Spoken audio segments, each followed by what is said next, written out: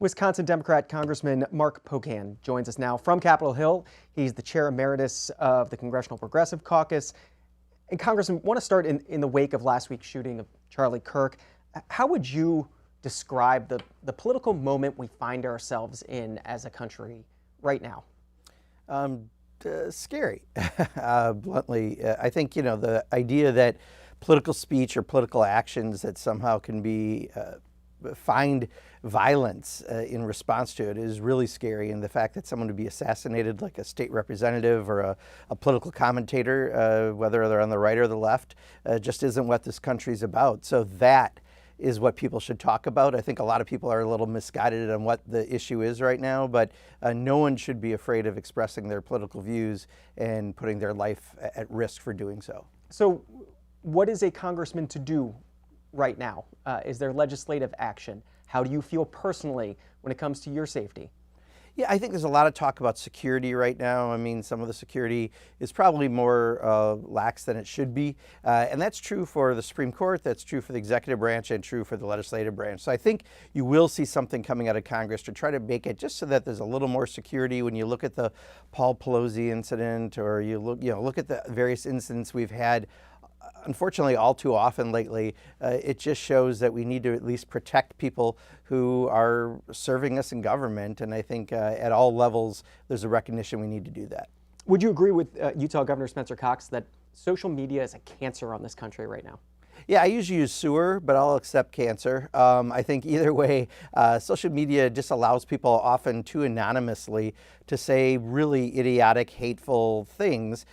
Yeah, I can also watch a dog jump over a couch, and I can see things like that, and that's good. But where it's taken, especially with political speech, is just way too far. I don't know if I have a quick and easy solution other than social media platforms. Probably have to look at their overall guidance policies a little bit, but it seems like, especially recently, some of the people who are most radicalized are radicalized by online platforms and online communities. Should the federal government force those social media platforms to take that hard look and to do something about it? Well, we should actually have oversight over these platforms in some way, period. I mean, there's a lot of things from what they do with our personal data. We should have more oversight over, those folks have become billionaires, and we're really risking people's personal data, to probably what they're doing when it comes to some areas. But we have to remember, free speech is a foundation of the United States, and just because you don't like something that someone says doesn't mean you can either act violently or that you can cancel them. And right now we're seeing a lot of canceling of people in their positions for saying stupid things. Unfortunately, or fortunately, you have a right to say stupid things, right? I mean, that's what the law is. And if we're going to change that, then we have to change a little bit about who we are as a nation. But I do worry there's a slippery slope right now to, there's a member of Congress from a neighboring district of mine, Derek Van Orden, who wants to stop funding for the entire city of Eau Claire, Wisconsin, that has 67,000 people, because he misunderstood what one alder said and another alder said something he didn't like. That's scary. That's going beyond the normal response we should have, and we're going to have to kind of be smarter and more adult-like in how we're dealing with this.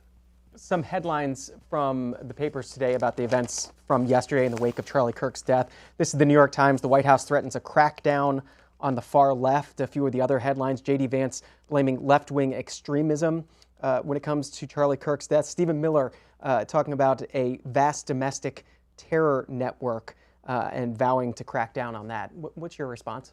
I'd say look at Paul Pelosi, look at the state rep and her husband in Minnesota. Those were Democrats. Look, politicizing this is the only thing maybe worse right now, watching some of these people take advantage of a terrible situation where someone was assassinated for their views. And if you do it intentionally, I think there's a special place for you maybe down the road. But I think that is really efforts to try to change who we are as Americans and change what this country is. And that's a dangerous, slippery slope. And I think we're going to have to be very careful about that. Congressman Mark Pocan with us until the top of the hour, 9 a.m. Eastern.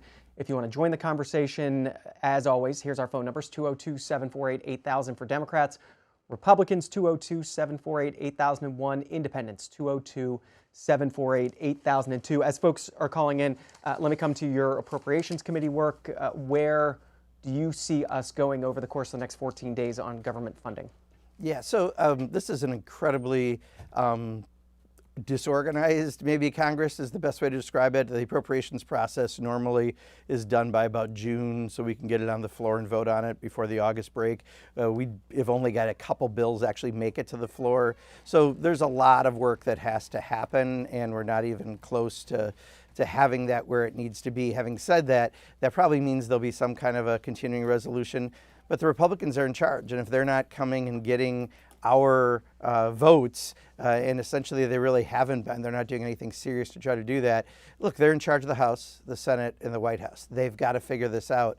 But the problem is when we see the White House do rescissions of funding that Congress has in a bipartisan way approved, and Congress doesn't stand up for our Article 1 responsibilities in the Constitution, it's our job to do that funding.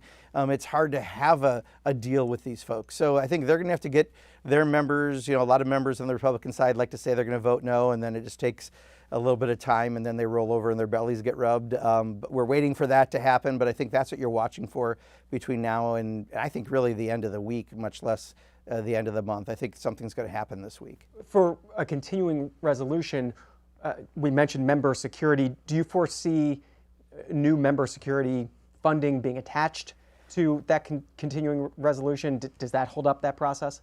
Potentially, but we're in a very different era. I mean, the entire appropriations process I refer to as fantasy Congress, like fantasy football. We go through the motions, but none of it's real.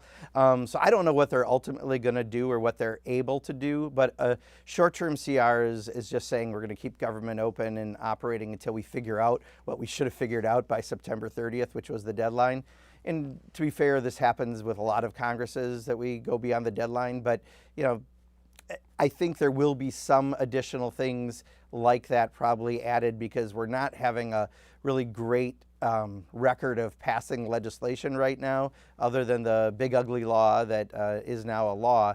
They can only get a couple things to move, and after that, all we do are pass CRAs, which are essentially disapproval of things Joe Biden did. Last time I looked, we're September into a new administration. It's probably time to do other legislation, but this Congress, with the tight margin this Republican majority has been unable to really take on major things, even the farm bill that we just keep kicking the can on. One other thing that has been mentioned as one of those things that could be added to the CR, new sanctions on Russia. Do you think that is likely or no? Who knows with this majority? Seriously, they are.